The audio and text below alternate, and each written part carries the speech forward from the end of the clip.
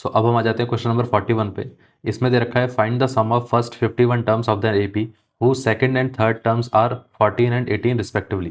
Basically हमें कहा गया है कि हमारे पास एक एपी है, उसके अंदर सेकंड टर्म और साथ में जो थर्ड टर्म है वो दे रखा है, और सेकंड टर्म की वैल्यू है 14 और थर्ड टर्म की वैल्यू है 18, और कहा गया है कि हमें बताना है कि सम ऑफ फर्स्ट 51 टर्म्स कितना रहेगा।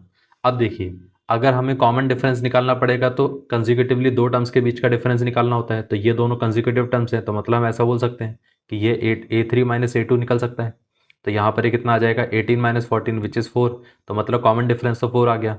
अब अगर हम देखें तो A2 को तो हम ऐसा भी लिख सकते हैं कि A2 इजिकल टू कितना रहता है, वो रहता है A प्लस डी, और A प्लस डी की वैल्यू कितनी है 14 है, तो मतलब इसकी वैल्यू कितनी रहेगी 14। अब क्योंकि हमारे पास D की वैल्यू 4 है तो यहाँ पर A की वैल्यू कितनी आनी चाहिए 10 आ जाएगी।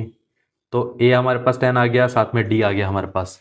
हमें S51 निकालना था, तो S51 कितना रहेगा, वो आ जाएगा 51/2 into 2 times of A plus n-1 into D which is 4।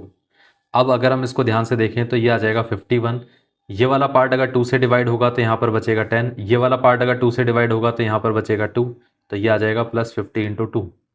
तो 50 इंटू 2 कितना रहेगा 100, 100 प्लस 10 कितना रहेगा 110 इंटू कितना आ गया 51।